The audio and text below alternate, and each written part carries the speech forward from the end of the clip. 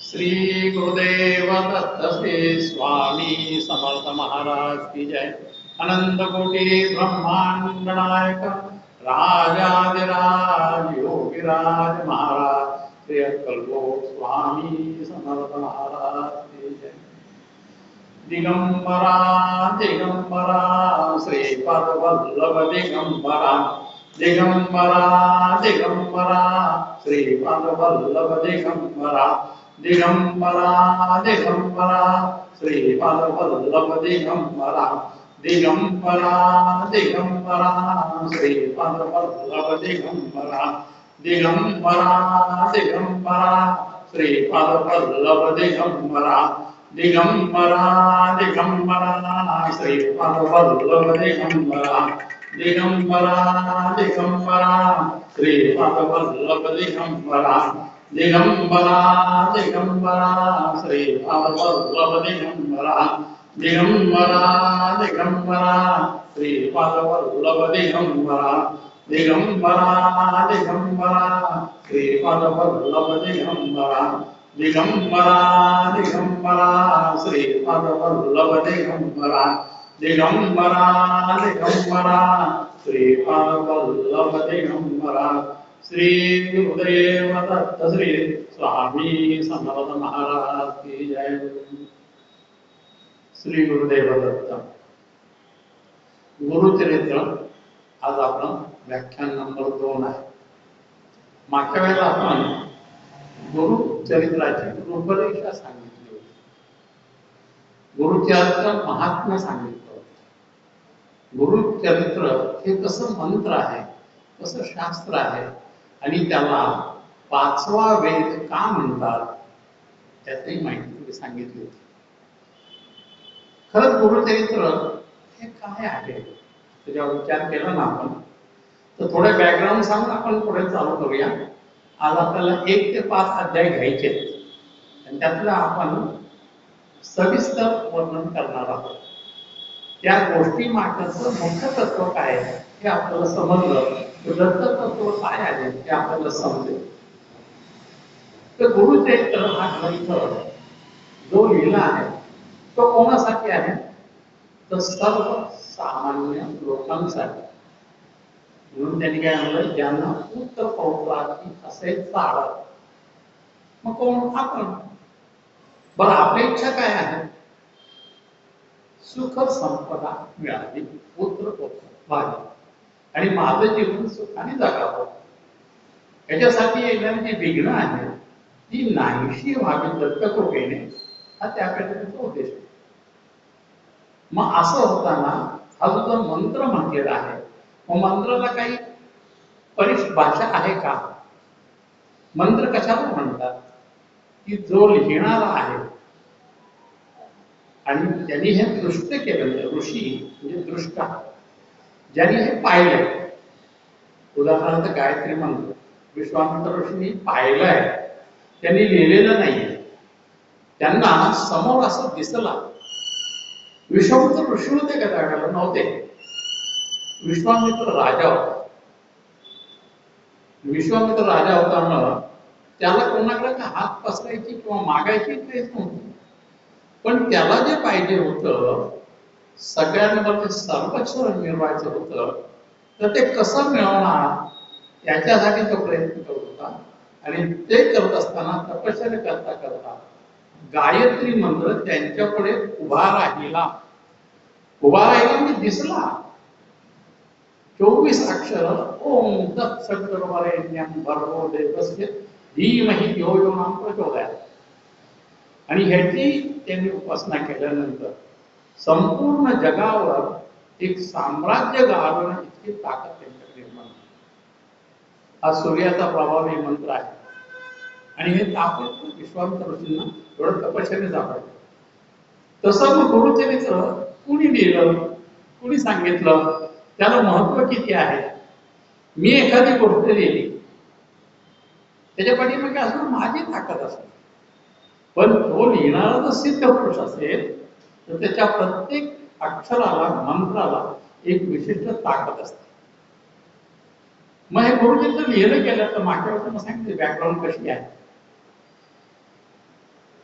एक गुरुचरित्राच्या पहिल्या अध्यायामध्ये आलेले ते आपण सविस्तर पाहू. पण हे तुम्हाला सांगतो की हे मंत्रशास्त्राने वेद का म्हणतात याला, त्याच्यासाठी एक छोटी गोष्ट मी तुम्हाला सांगतो आणि मग आपण जाऊ पुढे. टेंबे स्वामींना विचारलं गुरुचरित्राला एवढं प्राधान्य का, एवढं महत्व का, आणि मग असं विचारल्यानंतर ते म्हटले की मंत्रशास्त्र आहे, तंत्रशास्त्र आहे, व्यावहारिक शास्त्र आहे आणि आत्मसुख देणारे एक शास्त्र आहे. आपल्यासारख्या सामान्य माणसाला हे समजणार नाही. जसं आपण कवच पाहतो, त्या कवचमध्ये महारय महारय तार तारय असे जे मंत्र आहेत ते त्यांनी त्यामध्ये काय सांगितलं जातं की ह्या बाहेरून जे शक्ती येणार आहे त्याचं मारण लाळण ते होतं आणि आपलं चित्त शांत राहतं आणि चित्त शांत राहिल्यामुळे हो. तर मग गुरुचरित्राने असं काय होतं का हा प्रश्न आहे. तर त्यांनी सर्वदलन सांगितलं की म्हणजे गुरुचरित्र वाचल्याने काय होतं. तर यांनी उदाहरण सांगितलं की एक कोकणातले गुरुजी जे ऋग्वेदाचे फार मोठे अधिकारी होते आणि ते नरसोबाच्या वाडीला आले.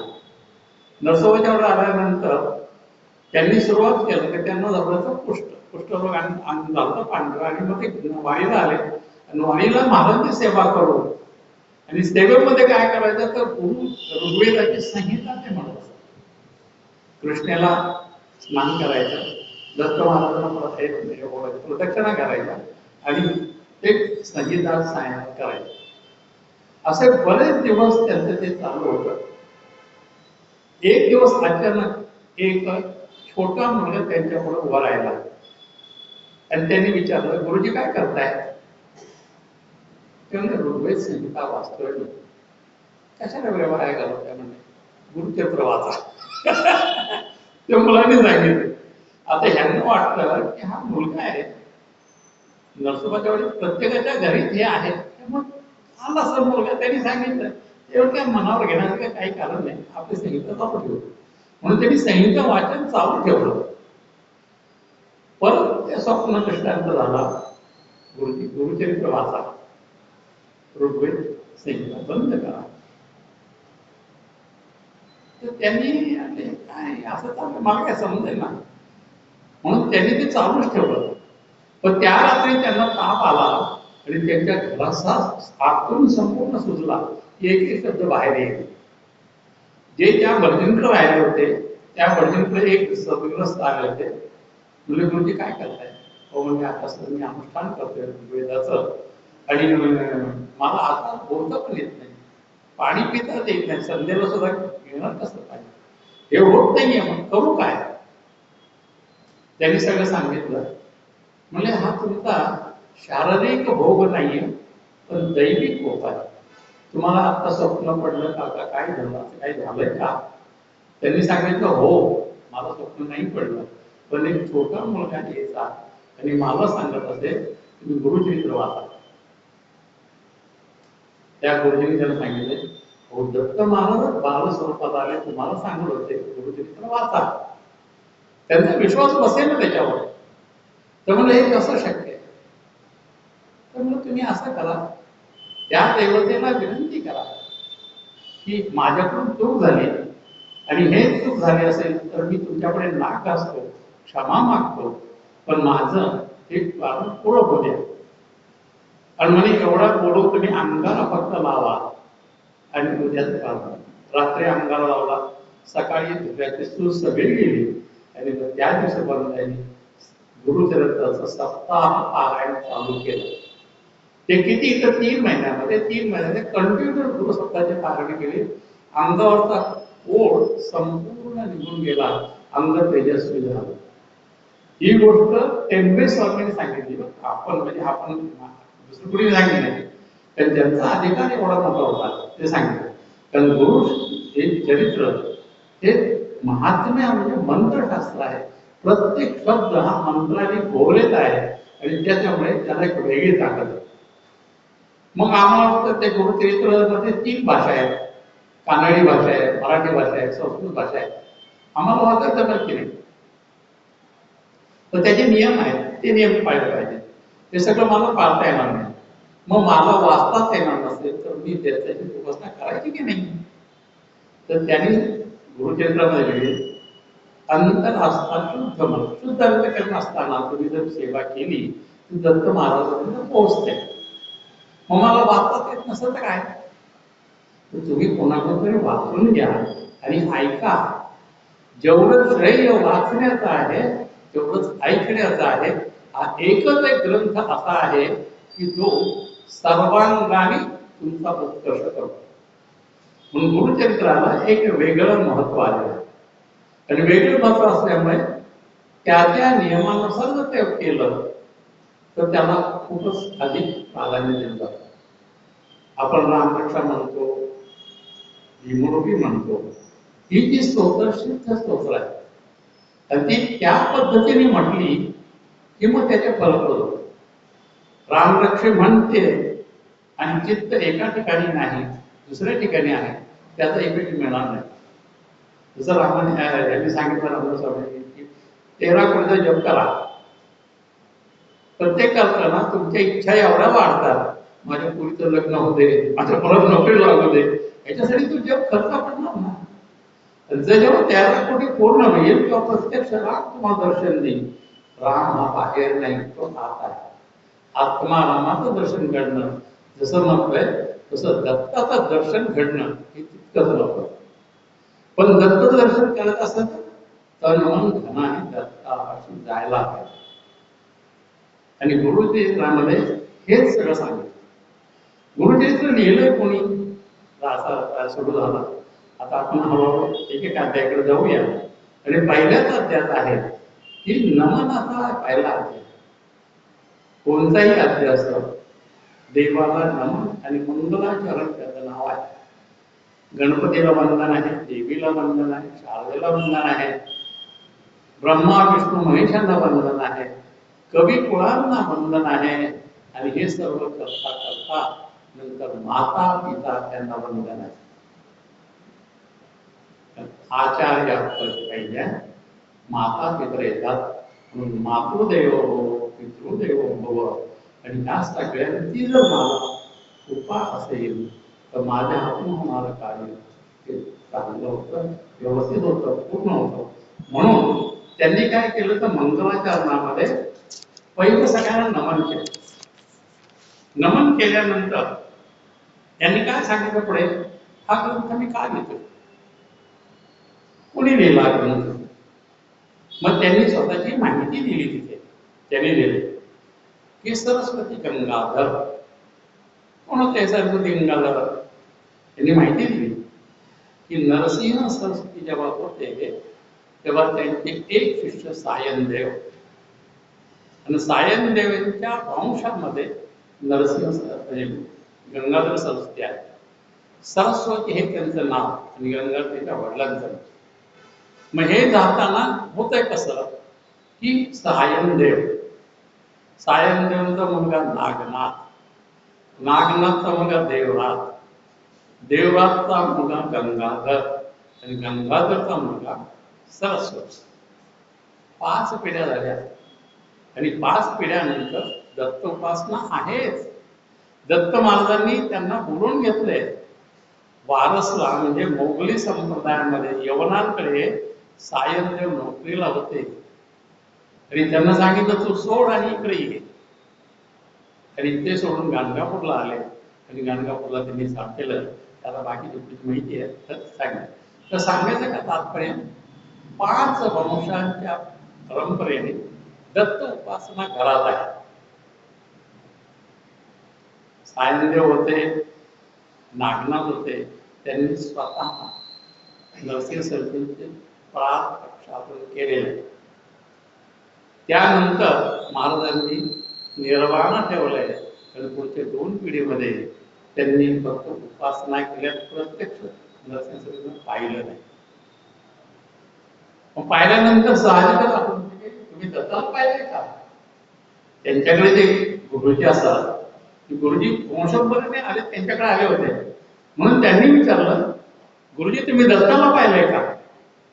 गुरुजी म्हणले नाही, मी दत्ताला पाहिलेलं नाही. मग मला पाहता येईल का? म्हणले हो पाहता येईल. कसं पाहू? मग तू तन मन धनाने जर गुरुची सेवा केली तर तुला आजही दत्त दर्शन होईल, असा आशावाद त्याने निर्माण केला. सरस्वतीला वेळ लागल्यासारखं झालं आणि आपण आता दत्त दर्शन घेतले तर गप्प बसायचं नाही. मग सर्व सोडून अरण्यात एकांतात दत्त दत्त दत्त दत्त करून ते फिरायला लागले आणि मला दत्त दर्शन झालंच पाहिजे अशा पद्धतीचा त्यांना अट्टाहास झाला. पण अट्टाहास झाल्यानंतर काय झालं? आत दत्त, बाहेर दत्त, पलीकडे दत्त, इकडे दत्त, दत्ताशिवाय दुसरं नाव नाही. तहान भूक हरपून गेले आणि दत्ता मला दर्शन देणार, दत्त मला दर्शन दिलं असा ध्यास लागला. जेव्हा साधक ध्यासाने आपल्या देवतेला आवडतो, आपल्या तेव्हा देवताही त्याच्याच जवळ असते. ती पहिला वेळ आली आणि मग असं करता करता डोंगर झाडे चालतात. एका औदुंबरच्या वृक्षाखाली ते बसले, दमले आणि झोपले. सरस्वती लक्षात घ्या. आणि सरस्वती झोपल्यानंतर मनात एकच विचार, दर्शन वगैरे द्या दत्ता, दर्शन द्या दत्ता. आणि हा विचार करत असताना त्यांना झोप लागली आणि झोपेमध्ये स्वप्न पडलं. स्वप्नामध्ये दत्त महाराज प्रगट झाले आणि प्रगट झाल्यानंतर त्यांना ते जाणवलं काहीतरी मला कोणीतरी बोलवते, दर्शन देते. आणि दर्शन दिल्यानंतर त्यांनी काय केलं? त्याच्या आधी ती ओळ आहे, श्री गुरुदर्शनाची ओढ असे मुनी व्याकुळित चिंते वेष्टीत असे बहुत गुरुदर्शना जाऊ म्हणत निर्वाण मासी निघाला. अतिनिर्वाणांत करणी लय लावणी गुरुचरणी जातो शिष्यरमणी सुधा कृष्णा विसरे.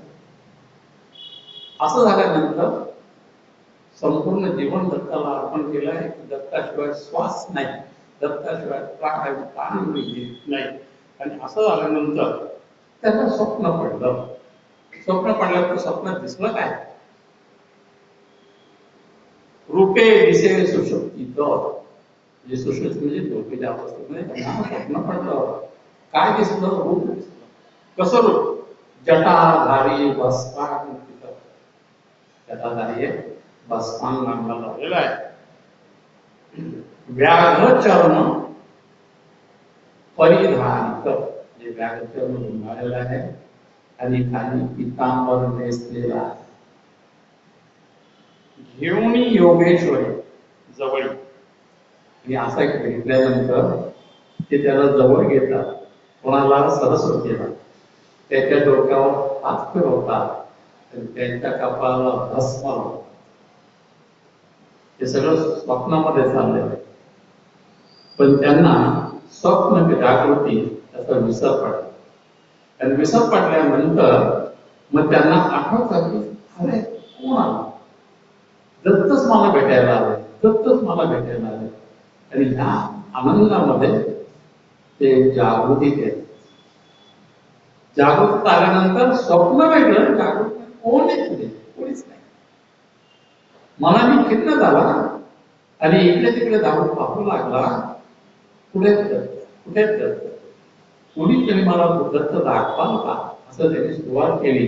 आणि असं करता करता त्यांना एका ठिकाणी एक सिद्ध मुनी दिसले.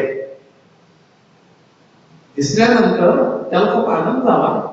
अरे हे कोण? तर हे कदाचित दत्ताच्या स्वरूपात मला भेटायला आले असतील. ते दत्त का नसावेत? म्हणून तो गेला आणि पाय धरले. मुनी मला दत्ताचं दर्शन घडवा का? असं बोलल्यानंतर सिद्ध मुनी त्याला जवळ घेतात, त्याच्यावर हात फिरवतात आणि मग तो विचारतो, आपण कोण? म्हणजे माझं नाव सिद्ध. आपण कुठे? म्हणे माझे गुरुदैवत नरसिंह सरस्वती. त्यांनी अनुग्रह दिल्यापासून देह बाकी ठेवेपर्यंत अखंड त्यांच्या बरोबर मी होतो. आणि ते गेले तरी त्यांनी मला जिवंत ठेवलंय. पण धर्म कार्य पुढे करायचंय म्हणून माझ्याकडे धर्म कार्याची मला संधी दिलेली आहे आणि हे केले. पण हे कसं करणार? तेवढे महाराज असताना जे जे काय घडलं ते या पुस्तकात लिहिलंय. म्हणजे डायरी काढून दाखवली त्यांनी आणि डायरी काढून दाखवल्यानंतर हे गुरुचरित्र आहे असं सांगितलं. सरस्वतीला खूप आनंद झाला आणि मग म्हणे मला पाहायला मिळेल काय, मी त्याला शिवू शकेल काय, त्याचं तत्व मला कळू शकेल काय. आणि मग असं विनंती केल्यानंतर सिद्धमणी त्यांचा उजवा हात धरलाय. उजवा हात धरलाय हे प्रत्यक्ष झालेली घटना आहे. आणि कुठे नेलं? अमरजा संगमावर. भीमा अमरजा संगम आहे तिथं नेलं. तिथे मोठा एक पिंपळाचं झाड आहे आणि पिंपळाच्या झाडाखाली गुरुवारी गुरुपौर्णिमेच्या दिवशी त्यांनी त्यांना संस्कार दिले आणि ते सगळं त्यांना दाखवलं. आणि दाखवल्यानंतर काय सांगितलं की गुरुच्या लीला, गुरुची शिक्षण, गुरुची शिक्षा त्या सर्वांमध्ये आहे. हे तू घे आणि गुरुच्या चरित्राचं कथन कर. आता बेसिकली बघा, सरस्वती गंगाधर हे कानडी भाषेतले ते कोण आहे? तर कानडी यजुर्वेद कृष्ण जयंती ब्राह्मण. मराठीचा फारसा गंध नाही. तरी दत्तकृपेच्या आज्ञेने त्यांना सांगितलं की ह्या केला तू मराठीत लिह. कसं लिहिणार? लिहिता येत नाही, काय करणार? तेव्हा त्यांनी वरदान दिलं की तुला हे लिहिता येईल. आणि मग ते आल्यानंतर म्हणून त्यांनी मुद्दाम गुरुचरित्रात लिहिलंय की मराठी माझी मातृभाषा नाही तरी मला आज्ञा झाली म्हणून मी गुरुचरित्र लिहितोय. हे केवळ दत्तकृपेमुळे. आणि त्यामुळे त्यातला येणारा प्रत्येक शब्द हा मंत्र स्वरूप आहे. आणि हे झालं कुठं? तर भीमा अमरजा संगमावर गुरुवारी गुरुपौर्णिमेच्या दिवशी गुरुचरित्राचा प्रारंभ तिथून झाला. आता आपल्या सगळ्यांना माहिती आहे की आपल्यालाही कधी आपण गाणगापूरला जातो तर गुरुंच्या आज्ञा लक्षात घ्या. आपण कार्तिकी दीपोत्सव आधी तिथे जातो आणि त्यानंतर त्या दिवशी महाराजांची पालखी मठातून संगमावर जाते आणि संगमावर जे लोक आहेत त्यांना सगळ्यांना नैवेद्य द्यायची जबाबदारी महाराजांनी आपल्यावर टाकली आणि आपण सगळे ते इतके वर्ष करत आहोत. या पाठ्याची प्रेरणा त्यांचीच. माझ्या आपल्या मनात आलं म्हणून आपण करतो असं नाही. ते प्रेरणेने करतोय आणि आजही ते आपल्याला तसं उपयोगी पडतंय. आपण गेल्यानंतर किती लोकांना देणार आहोत, किती लोक माझ्याकडे मागायला येतील याचा अंदाज नसतो. पण सर्वांना पुरतं एवढा आपण प्रसाद घेऊन जातो, देतो. हे दत्त महाराजांचा प्रसाद दत्ताला वाटला जातो. ही त्याच्या पाठीमागची भूमिका आहे. तर त्या ठिकाणी दत्त महाराजांचं गुरुचरित्र लिहिलं गेलं, पहिलं गेलं. त्या पिंपळाच्या झाडाखाली प्रसाद द्यायची पद्धत दत्त महाराजांनी आपल्याला सांगितली आणि आपण ते करत आहोत. आपले सगळे लोक स्वयंसेवक असतात, सगळे करतात. तो 150 किलोची खिचडी आणि बाकी आम्ही घेऊन जातो आणि ते सगळे देतो. ही फक्त दत्त होता. आणि मग असेच दत्तकथन ते त्या ठिकाणी दाखवतात डायरी. आणि त्या डायरीमध्ये जे लिहिलेलं आहे ते एक एक गोष्ट उलगडून सांगायला सुरुवात. अध्यात्मामध्ये साधकांच्या 4 अवस्था आम्ही सांगितलेल्या आहेत. मागं कसं येतात? बद्ध, मुमुक्ष, साधक आणि सिद्ध. बद्ध ही अवस्था अशी आहे की मी परमेश्वराचा अंश असला तरी शरीराने बांधील आहे, माझा परमात्म्याशी संबंध नाही अशी केव्हा संकल्पना होते आणि मीच परमेश्वर वेगळा आहे, त्याला बद्धावस्था म्हणतात.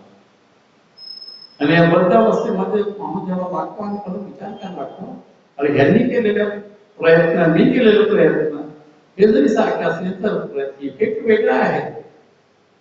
याच्या पाठीमागे काय शक्ती असेल, काय असेल, असा जेव्हा विचार करू शकतो तेव्हा त्याची उत्सुकता दाखवते आणि त्याला हे काय आहे, हे कसं आहे, हे का घडतं, त्याची चौकशी करण्याची सवय लागते आणि मग तो शोधू लागतो. आणि या जगामध्ये अजून काही अशी शक्ती आहे जी मला सहाय्य होत होते, मी सध्या कारण मग माझं वागत असलं पाहिजे, माझं वाचन पाहिजे, विचार त्याच्यावर हे सगळं सांगितल्यानंतर तो साधक बनतो. अमुक सगळं साधक बनतो की ते साधना करतो. आणि साधना करता करता त्याला समजतं या जगाचा नियंता एक आहे, त्याला कोणत्याही नावाने हाका मारा, गोविंद म्हणा, राम म्हणा, गोपाळ म्हणा, कृष्ण म्हणा, पण आहे. मग तो दत्तरूपाने आहे का, तो गणेश रूपाने आहे का, तो मारुती रूपाने आहे का, तर आहे असं जेव्हा कळतं तेव्हा तो सिद्ध बनतो. आणि असा सिद्ध आपल्याला गुरुचरित्र कथा सांगतो. तिथं पहिला अध्याय संपतो. आपण बरोबर जातो, पुढे आपल्या 5 अध्याय संपवायचे. आता दुसरा अध्याय चालू करतो आणि तिथे पहिला मोक्षाने प्रश्न येतो, गुरु महात्मा म्हणजे काय, गुरु कोण, गुरु कसे असतात आणि गुरुतत्व म्हणजे काय, त्याचा मुख्य आधार गुरु आणि ईश्वर त्यातला फरक आहे तरी काय, आणि तो कसा समजला पाहिजे, हे सगळे प्रश्न सरस्वतीच्या पुढे उभे राहतात. आणि सरस्वती आपल्या गुरूंना म्हणजे सिद्धांना, सिद्ध मुनींना शरण जातात आणि महाराज मला याचं विवेचन करावं आणि विवेचन करून सांगा की दत्ततत्व काय आहे, गुरुतत्व काय आहे आणि गुरुतत्वाचं आपल्यावर होतो कसा परिणाम, म्हणून त्यांनी सांगितलं. आणि मग असं सांगितल्यानंतर पुढे काय होतंय,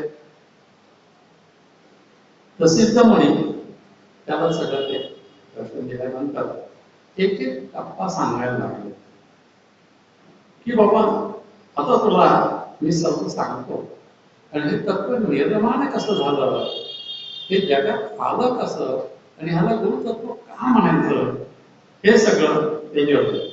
म्हणून त्यांनी सांगितलं की गुरुचरित्राचं वर्णन करतानंतर तुम्हाला काय मिळतं. आणि शेवटी तो साधक पहिल्या स्त्रीला मला काय फायदा हा विचारला. आणि विचारल्यानंतर त्याने सांगतं, अखंड लक्ष्मी परिपूर्ण धनधान्य बोधन अष्टैश्वर्य नांदत असे, अष्ट ऐश्वर्य नांदत. त्याचा परिणाम गुरुकृपा होय ज्यासी, दैन्य कैसे दिसे त्यासी, समत्व देव त्याची वश, कळी काळाची भय. गुरुच्या साधनेमुळे काय होतं की थोडक्यात त्यांनी सांगितलं. आता हे सांगितल्यानंतर गुरु महिमा आहे काय याची विचार नाही ना. जर मला जर हे सगळं मिळत असेल आणि माझं दारिद्र्य नाश होत असेल, माझा पापाचा संहार होत असेल, तर असं कोणतं दैवत आहे की जे केल्यानंतर की मला हे मिळतं.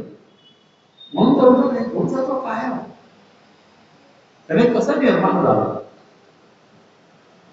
आता आपल्याकडे पुराणी परंपरा आहे, पुराण व्यासांनी सगळी पुराणलेली.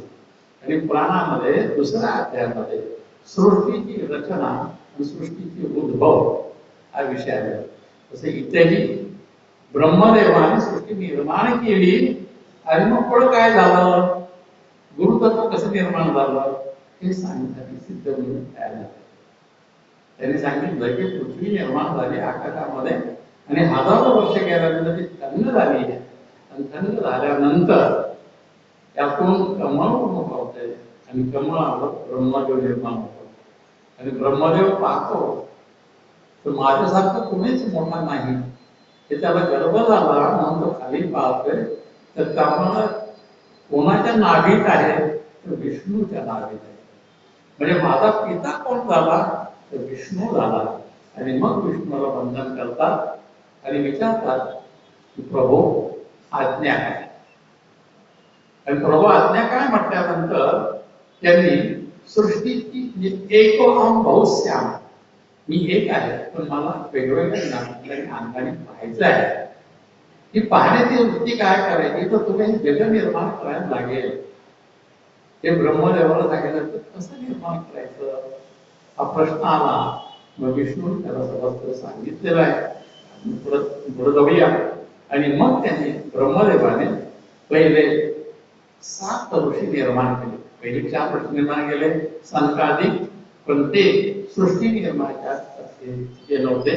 कारण ते तत्वज्ञान होते म्हणून ते ज्ञान निघून गेले. सृष्टीची रचना करण्यासाठी परत त्यांनी 7 ऋषी निर्माण केले.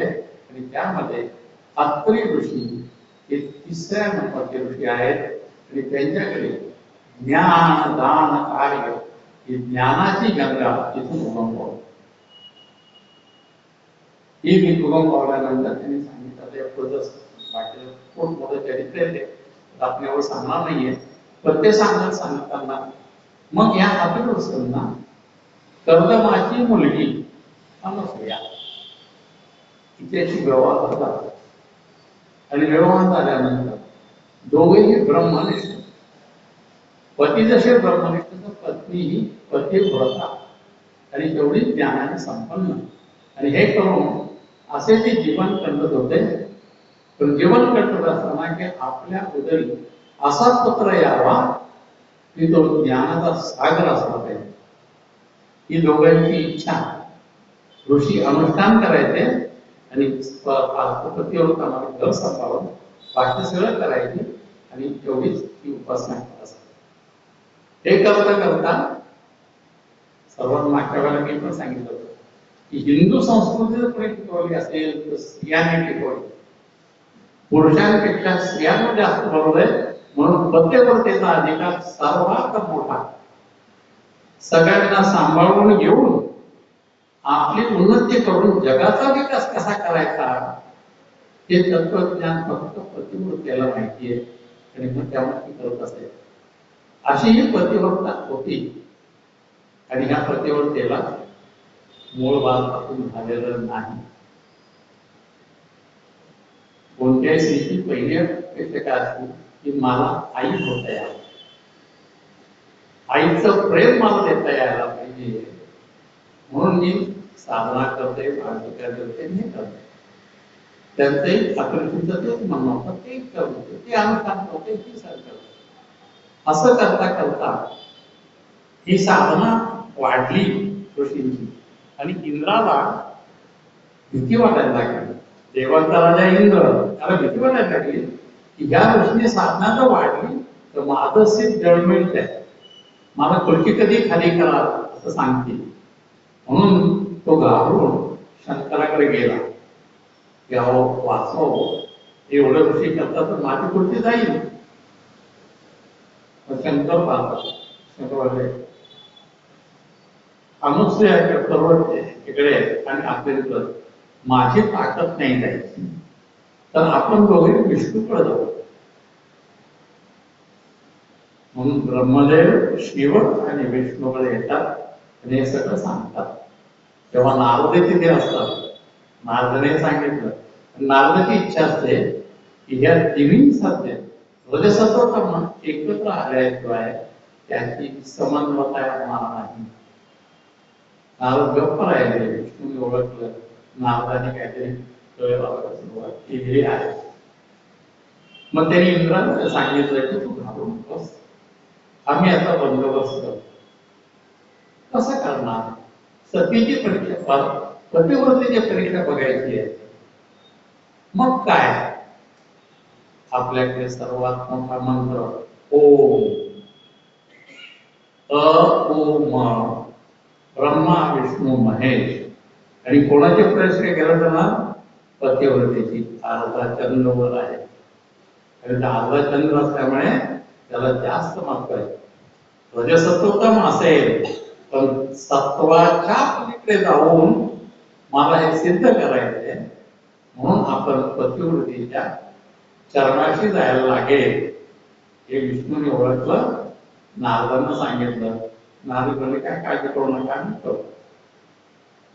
आणि मग नारदांनी काय केलंय की प्रत्येकाच्या घरी जाऊन आवडीने गेले.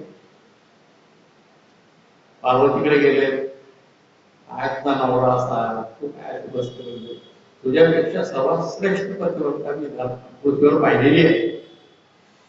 शक्य मी एवढी करते इतके जन्म त्यांच्याबरोबर आहे माझ्यापेक्षा श्रेष्ठ असू शकणार नाही. मग ते विष्णूकडे जातात. लक्ष्मी खाली झोपलेली असते तळघरामध्ये. तिला पण समजवतात की असं आहे. ती पण म्हणते नाही म्हणते. पार्वती लक्ष्मीकडे येते. लक्ष्मी निघून सरस्वतीकडे जातात. तिघीही येतात आणि आपल्यापेक्षा असत नाही. पण माझी स्त्रीची उपेक्षा करू शकत नाही. मग हे काय करायचं आपल्या नवऱ्याला सांगायला पाहिजे.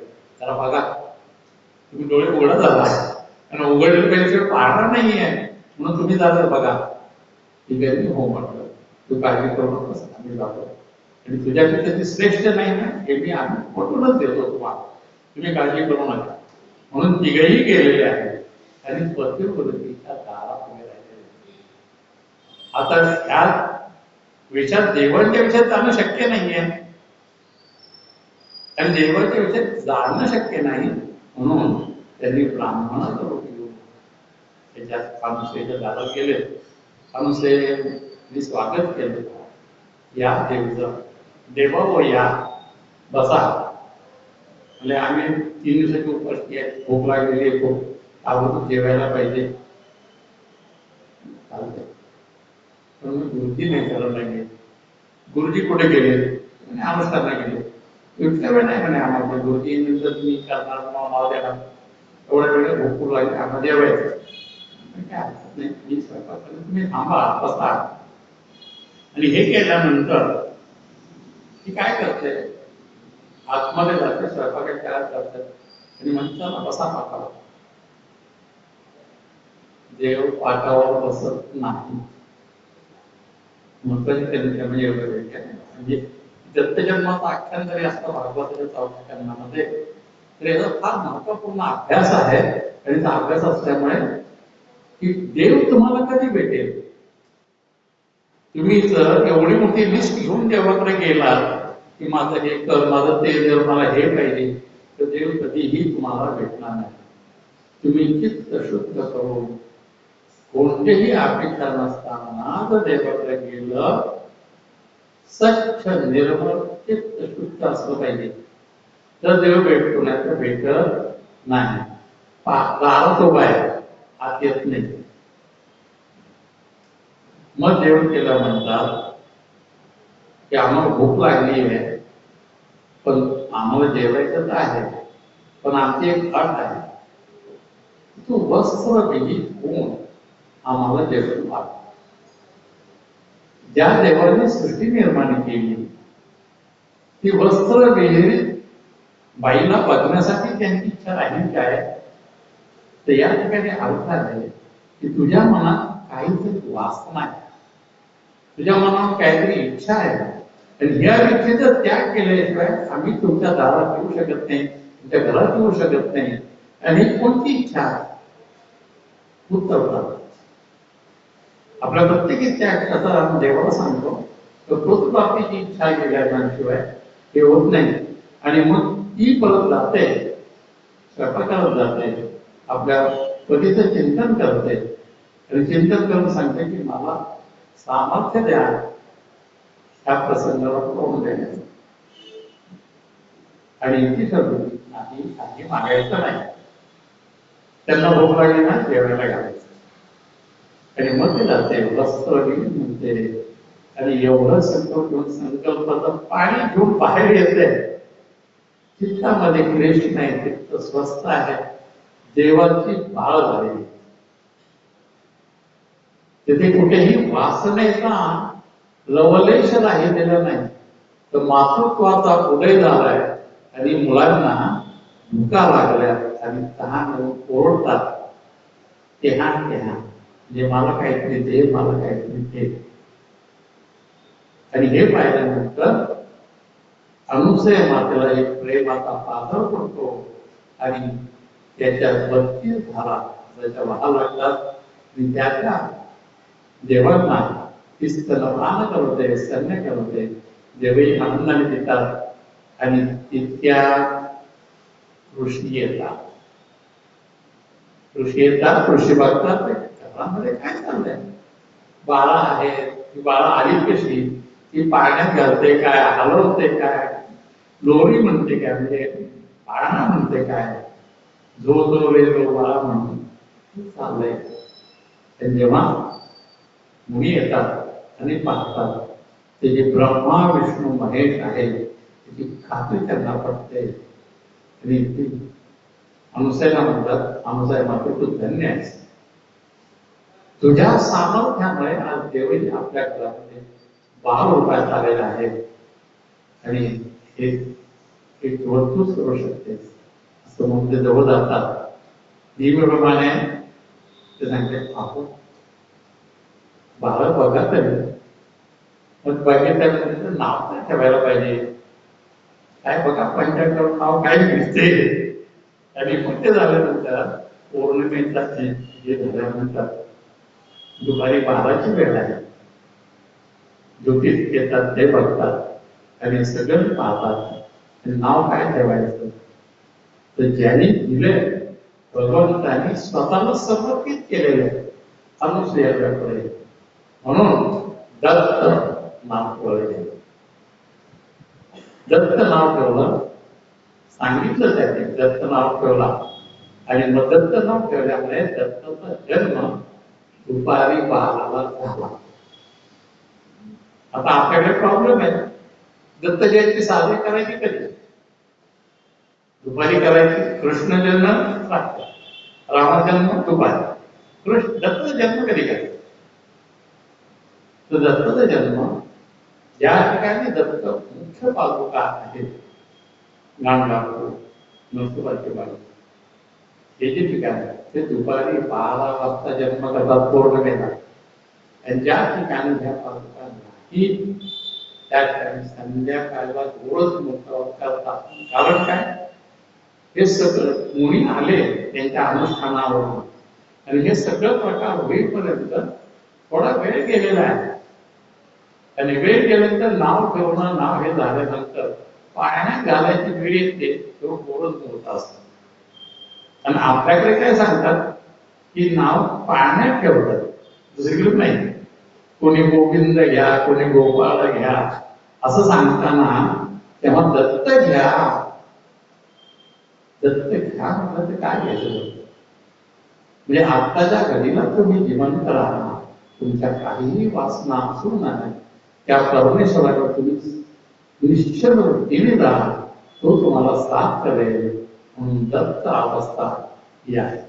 म्हणून इतर ठिकाणी उत्सव केली सांगितला. हे दत्ताचं फार महत्वाचं ठिकाण आहे. म्हणजे आपल्याला समजत नाही. हो, ते गाणगापूर दुपारीच करतात, संध्याकाळी तुम्ही काय करता. इथे पाहतो काय इथे ते आहे. अक्कलकोटला संध्याकाळी उत्सव, पादुका नाही, महाराज आले तिथे.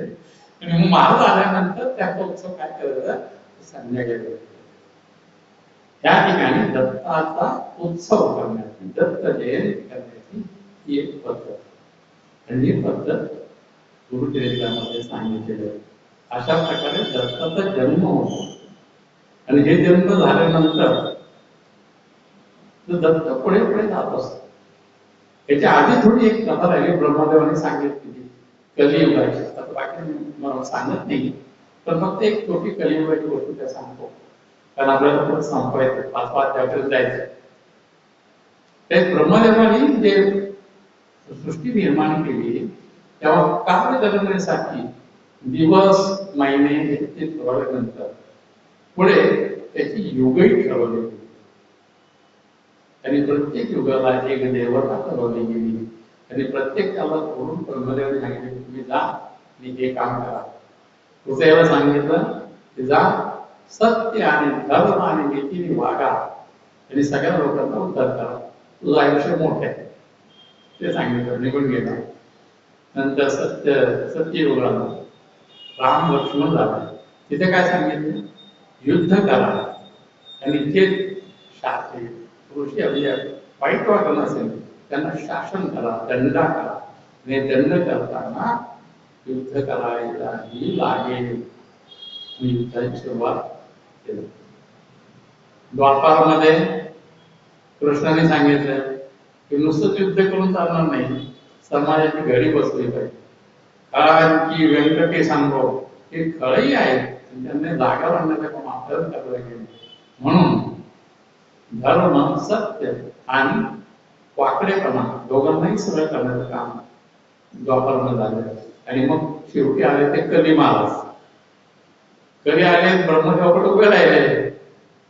मग ते बोलत झाले, महाराज आपला प्रताप माहिती आहे तुम्हाला, आपण एकदम थर्ड ऍक्शन वाले.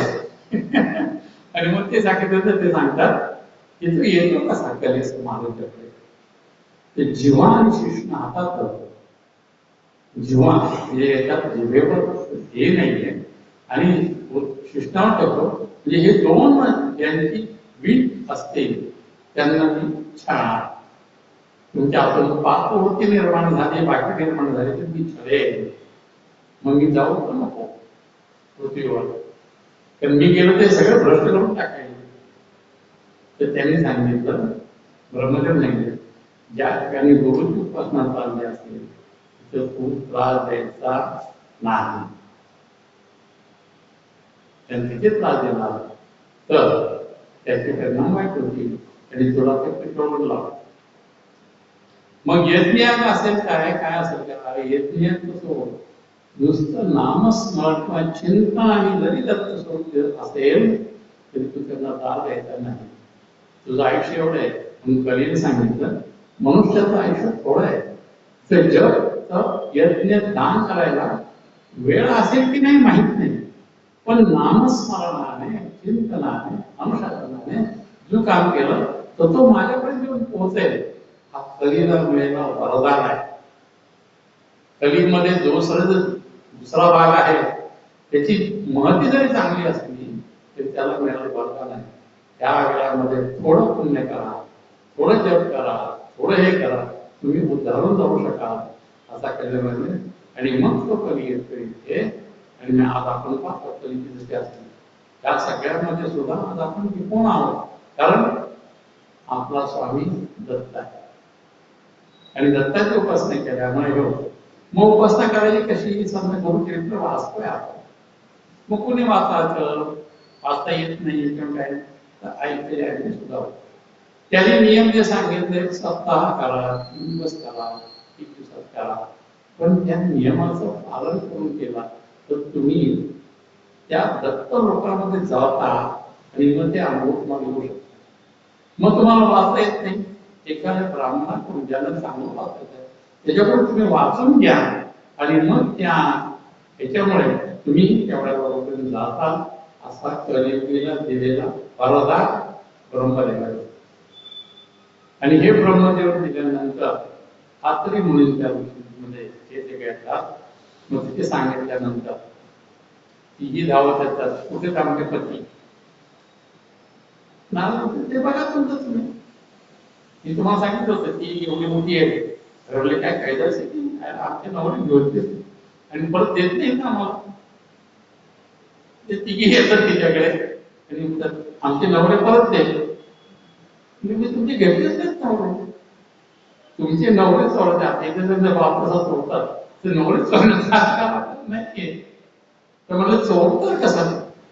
म्हणजे मी चोरले तर हे ठेवले, तुम्ही घेऊन जा, माझं काही म्हणणं नाही. नवऱ्याबरोबर 21 वर्ष राहिल्यानंतर बालपणी तो कसा असेल याची कल्पना त्या बाईला येत नाही. मग ह्याचा कोणता नवरा आपला हे ओळखता येत नाही. मग ते तिघी परत आमसेला शरण जातात. नाव शरण झाल्यानंतर ते म्हणतात की माते तू आम्हाला सून समज आणि आमचेच नवरे आम्हाला परत दे. जिथे ज्ञानावर शरणागती असते त्याला उपपत्ती नसते. आणि मग अनुसया प्रसन्न होते. मी प्रत्येकाला तुझा नवरा दाखवते, आपला नवरा, आपला नवरा, आपला नवरा. ब्रह्मा विष्णू रजसत्व तम एक गुण एकत्र होतात हे सांगतात. आणि ते परत सांगतात अनुसयते की अनुसय माते आम्हाला जे निवडून ठेवलेलं काम आहे ते करायला आम्हाला काय दे, आम्हाला याची परवानगी दे. म्हणून चंद्र आणि दुर्वासा निघून जातात. पण जातानाच मातेची आज्ञा करतात की आम्ही विष्णू रूपात राहू, विष्णू इथे राहील. म्हणून त्याला विष्णू दत्त म्हणतात. ह्या विष्णूमध्ये सगळ्यांचे गुण आहेत. गुरुतत्वामध्ये विष्णुमय जगत असलं तरी शंकर आणि ब्रह्मदेव या दोघांचे गुण आहेत. त्यामुळे एका दत्ताची उपासना केल्यानंतर तिन्ही देव प्रसन्न होतात आणि अनुसूया प्रसन्न. अनुसूया पतिव्रता आहे, माता आहे, आणि माता म्हणजे देवी आहे. देवी असल्यामुळे भगवान देवी सगळ्यात प्रकट होतो. म्हणून दत्ताच्या उपासनेला वेगवेगळे स्वरूप आलेले आहे. आपण असं म्हणतो आता एक पुढचं सांगतो की आपण म्हणतो अनघालक्ष्मी युक्त करतो. आपण अनघालक्ष्मी म्हणजे काय? अनघा कोण? दत्ताची बायको. दत्ताचं लग्न कधी झालं? दत्ताचं लग्न झालं तर त्याची बायको म्हणता येईल ना. मग बायकोच नसेल तर तिला बायको म्हणायचं कसं? मग बायको झाली कशी? दिसती कुठं काय ते कुठं लावले ते हे बघा दत्ताची बायको अनघा या शब्दात पाप नसणारी निष्पाप अनघ्याला पदार्थ. कोणाची बायको? दत्त कोणाचा? अनुसूया आपली अत्री तिच्यावर शत्रू नाही. आणि अनुसूया त्याच्याकडे अनुसूया आशांच्या पोटी कोण आले? दत्त. त्याची पत्नी कोणती? अनघा असणारच ना. काहीच नाही पाप तिच्याकडे. स्वच्छ शुद्ध तत्व दत्त तत्व आहे. मग आम्ही म्हणतो नाही तिची पूजा करा. कुठून येते प्रगत? देवी महात्म्यामध्ये हे सांगितलं आपलं की देवी ही सेपरेट नाही आलेली. आदी माता महालक्ष्मी, महालक्ष्मी सरस्वती माने हे निर्माण झालं तर ब्रह्मा विष्णूच्या अंगातूनच या शक्ती बाहेर पडल्या आणि त्या तत्वपणे राहिल्या. कारण ते काम त्या तत्वाला सांगितलं, देवी तत्वाला सांगितलं की संहार शक्ती कोणती असेल तर ती देवी तत्व आहे. आणि ह्या देवीचं म्हणून महाकाली, महालक्ष्मी, महासरस्वती या तिघांनाही पूजन केलं जातं. आणि मग आपण त्याला सांगतो की आदी माता ईश्वर आहे. काम रूपाने देवता वेगवेगळ्या झालेल्या. त्या देवतातून बाहेर पडलेली तत्व ते देवरूप असतात. आपल्याकडे तर भीमाशंकर आहे. भीमाशंकरला गेल्यानंतर शंकर आणि पार्वती एकाच लिंगामध्ये दिसतात. तुम्ही गेल्यानंतर लिंग पहा मध्ये बरोबर भेग आहे. आणि भेगानंतर एक बाजू शंकर एक शिव आहे आणि त्या पिंडिकामध्ये एक पीठ आहे. आणि त्या वेळामध्ये गंगा. कितीही तुम्ही उन्हाळ्याकडे असो काही असो गंगा काय शंकर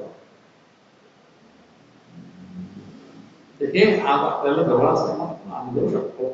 ही तत्व निसर्गाने केलेली योजना आज आपल्यापर्यंत आहे. पण आपण हे तत्व विसरलोय. आणि मग तत्व कसं असावं हे सांगतात. आतापर्यंत झालं कलियुगापर्यंत ह्या आजपर्यंत सगळे तिन्ही युगामध्ये आले. भगवान दत्तांचा जन्म कधी कृतयुगामध्ये. पण ज्ञान परंपरा ही लोक पावत नसते, प्रसंगानुसार बाहेर येते. म्हणून दत्ताचे अनेक अवतार झाले. पण हे सगळे ज्ञानावतार आहेत. आणि मग त्यामुळे त्यांना राम लक्ष्मणासाठी जे रामाने काम केलं, रावणाला मारायचं, कंसाने काम नाही, कंसाला मारायचं काम लक्ष्मीने केलं, तसं दत्ताने कोणाला मारायचं काम केलं. तर दत्त म्हणतो की मनुष्यामध्ये असणारे षड्रूप मी पाहणार. जोपर्यंत अज्ञान आहे तोपर्यंत षड्रूप आहे. जेव्हा ज्ञान होईल तेव्हा षड्रूप आपोआप नष्ट होतील. मग हे कार्य कधी जाणार? जोपर्यंत आपण आहोत तोपर्यंत दत्त आहे. त्यामुळे दत्त या उपाधीला अवतारेला समाप्ती नाही. मग असं आल्यानंतर सुद्धा आपण म्हणतो कलियुगातला पहिला दत्तावतार कोण? श्रीपाद वल्लभ है ना, अध्याय क्रमांक 5 मध्ये संपवतो नाही का, म्हणायचे. आणि मग तिथे दत्तावतार कलियुगामध्ये सांग कोणाकडे दत्त जातो? एक तत्व काही सांगितले, ज्याचं घर शुद्ध त्याच्याकडे दत्त जातो. दत्त काय करतात की त्या अवतारापासून विनायकापासून संपूर्ण जगामध्ये त्यांचं भ्रमण आहे आणि भक्तांचा उद्धार करण्यासाठी ते करतात. पण तेव्हा करतं हे कलियुगामध्ये निर्गुणाच्या उपासनेपेक्षा सगुणाच्या उपासनेला जास्त महत्व आहे. जोपर्यंत मी दिसत नाही तोपर्यंत माझी उपासना करू शकणार नाही. मग आपण प्रगट व्हायला पाहिजे. आणि प्रगट व्हायला पाहिजे म्हटल्यानंतर कुठं प्रगट व्हायचं, कोणापाशी प्रगट व्हायचं की ज्याच्याकडे अशी शुद्धता आहे, तत्वाची शुद्धता आहे, विचाराची शुद्धता आहे, हे शुद्धता आहे. म्हणून संपूर्ण ह्याच्यात ते फिरत असतात आणि फिरतात असतात. आंध्र प्रदेशमध्ये पिठापूर गावात जातात. लोक संपोतात आणि आणि पिठापूर गावामध्ये अप्पा राजा त्याचं मोठं घर होतं. अगदी सगळे वेद संपन्न होते, पूर्ण केले होते. त्यांची पत्नी उमा ही पण खूप भाग्यवान होती, उपासना करायची, हे करायची. पण दुर्दैवाने पुत्र होत नव्हता, पुत्र झाली जगली नाही. आणि त्यानंतर तिला 2 पुत्र झाले, एक अपंग आणि एक अक्षहीन. पुत्र झाला. मला किंमत वाटते की मी एवढं करते देवाचं, माझ्यामध्ये हे का? देवा माझं काय चुकतंय का? आणि असं विचार करता करता दत्त महाराजांची दुपारची भ्रमण फेरी तिच्या घरावर येते. दुपारी 12 वाजता येते. त्या दिवशी अप्पलराजांकडे श्राद्ध असतं, पितरांचं श्राद्ध. स्वयंपाक तयार असतो, ब्राह्मण जेवायला यायचे असतात. आणि दत्त महाराज ब्राह्मणाच्या विषयात ओम भवते भिक्षाम देहि सुनीती जेवती ती मनामध्ये विधावच. आता काय काय ब्राह्मणा जेवायला घातलेलं नाहीये, श्राद्ध पक्ष आहे आणि अतिथी आलाय, भिक्षा मागतोय, मी जीव करतो.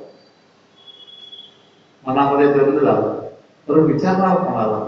पती नाही घरामध्ये, पती बाहेर गेले. तर हे सगळं प्रश्न असताना डोक्यामध्ये एकच कावळ, मी करू काय? आणि हे करता करता तिथे मनोदेवता त्याला सांगते, नाही तू आत्ताच्या आत्ता जाऊन त्याला भिक्षा खा. असतं साताचं जेवण ते भिक्षा घेते आणि त्यांना घालते. आणि माऊली ही भिक्षा घ्या. दत्त महाराज भिक्षा स्वीकारतात आणि विचारतात, भिक्षा का घात नाही? प्रश्न तो आहे. घरात ब्राह्मण जेवले नाही, श्राद्ध तुझ्या घरात आहे, त्यांना सांगायला लागत नाही दत्त महाराजांना चिठ्ठी पाठवली असं नाहीये. त्यांना कळतं की बाबा हे आहे. आणि मग हे केल्यानंतर मग ते विचारतात की असा सर्व तू काय केलं? म्हणजे माझा ग्रस्त धर्म आहे, येणाऱ्या प्रत्येक अतिथीला शांत करणं, तुष्ट करणं, पुष्ट करणं हे माझं कर्तव्य आहे. ब्राह्मण वेळेला येतील, माध्यान्ह वेळेला जेवून जातील, तुम्ही माझ्या घरातून विमुख जाऊ नये ही माझी इच्छा आहे, म्हणून मी हे तुम्हाला दक्षिणा देईल. दत्त महाराज त्या प्रश्नाने खुश होतात. माते हे तुझं भलं होईल. आता माते तुझं भलं होईल म्हटल्यानंतर एकदम माझ्यासारखं माते तुझं भलं होईल, मला काय पाहिजे? यांना कसं कळतं? हा प्रश्न विचारत आलो की मला माता म्हटल्यानंतर त्यांना कळलं काय की मला पुत्र होत नाही. माझी 2 मुलं आंधळी पांगळी आहेत. ती गडबड केली, काय करायचं? तरी काय करायचं म्हटल्यानंतर जर तुम्हाला ओळखलं काळजी करू नकोस, तुझे अपेक्षित ज्ञानवंत पुत्र तुला होणार आहे. आणि एवढं पण त्याचं मला दुःख थोड्या वेळ नवऱ्याने सांगते, अहो असं मी भिक्षा घातली, श्राद्धाचं ब्राह्मण नाही झालेलं, पण असं केलं आणि त्याने असा आशीर्वाद मला दिलेला आहे. त्याला खूप आनंद झाला. दत्तरूपाने ते आले, ते स्वीकारले आहेत. आणि मग असं करता करता दोघांनी आनंद झालाय. आणि मग आनंद काही काळ निघून गेला की गर्भवती झाली. गर्भवती झाल्यानंतर तिला ते जे डोळे लागतात ते लागले. आणि लागल्यानंतर काय ते पाहिल्यानंतर डोळ्यातल्या होतात तर आपल्या ज्ञानवंत मुलगा निर्माण होणार आहे. दत्त स्वरूपातच दाखवलं. दत्ताने आपलं रूप तिच्या समोर दाखवलं. कोण येणार? आपल्याला बरं काय उत्सुक असते, काय होईल, कोण येणार? तर ते सांगतात मी आहे. आणि मी म्हटल्यानंतर तिने पाहिलं, डोळ्यात आशू आले, नमस्कार केला. आणि नमस्कार केल्यानंतर ती शांत झाली. 9 महिने भरल्यानंतर भाद्रपद चतुर्थीला चित्रा नक्षत्रावर ती बाळंतीण झाली आणि श्रीपाद जन्मला. श्रीपादाचं नाव ठेवलं गेलं, नाव श्रीपाद ठेवलं गेलं. आणि मग ते पाहिल्यानंतर बाकीचं जे सगळं झालं त्यांना मुळे दिवसामध्ये करून हे वाढत होते. आणि वाढत झाल्यानंतर त्यांची म्हणजे केली, हे केली. आणि हे केल्यानंतर वय वाढल्यानंतर लग्न करून 16 वर्ष झाले तुमचे, लग्न राहून पाहिजे. म्हणजे आम्हाला पण पुढे हे करायला लागेल, तेवढे लग्न करा. नाव श्रीपाद, लक्षात घ्या, फक्त श्रीपाद नाव. त्यांनी सांगितले, माते माझं लग्न वैराग्याशी झालेलं आहे. वैराग्य हीच माझी पत्नी आहे. मग मी कोण आहे? मी बंधव आहे, श्रीचा बंधव आहे. व माझं नाव श्रीपाद श्रीबल्लभ आहे. त्यावेळेपासून श्रीपादाचं नाव श्रीबल्लभ कर. आणि मग ते सांगितलं की या लग्नाच्या भांगडीत करू नका. तिला वाईट पटलं की तू जर गेला तर आमचं काय होणार? आम्ही म्हातारपणी कशी जगणार? की 2 अशी मुलं घेतल्यानंतर ते आपलं बघू शकत नाही. तरी काळजी करू नको. तरी श्रीपाद श्रीबल्लभाने त्यांच्याकडे कृपादृष्टी टाकली. दोघंही ज्ञानी झाले. आणि आई, आता तू काळजी करू नको, आता मी जातो. आणि मग श्रीपाद श्रीबल्लभाने तिथून आईचे आज्ञा घेऊन परिभ्रमण चालू केलेलं आहे. दत्त संप्रदायामध्ये परत एक सांगतो, एकच करतो, जे ज्ञान मिळवलं ते अंगी रुजवायला लागतं. आणि अंगी रुजवायसाठी तपश्चर्या करायला लागते, वेगवेगळ्या ठिकाणी करायला लागते. म्हणून यांनी काशी करत केदारनाथ बद्रीनाथ करून हिमालयात गेले. हिमालयामध्ये राहिलेले बरेच वर्ष तपश्चर्या केलेली आहे. सगळं ज्ञान करून भारत भ्रमण केलंय. आणि मग हळूहळू पुढे येतात आणि गोकर्ण क्षेत्रीला येतात. इथे 5 अध्याय संपतो. त्याच्या पुढची कथा, जी 2 पुढच्या कथा आहेत, म्हणजे पुढच्या श्रीपाद श्रीबल्लभ गुरुचरित्र, हे कथानक कोणाचं? तर श्रीपाद श्रीबल्लभ नरसिंह सरस्वती.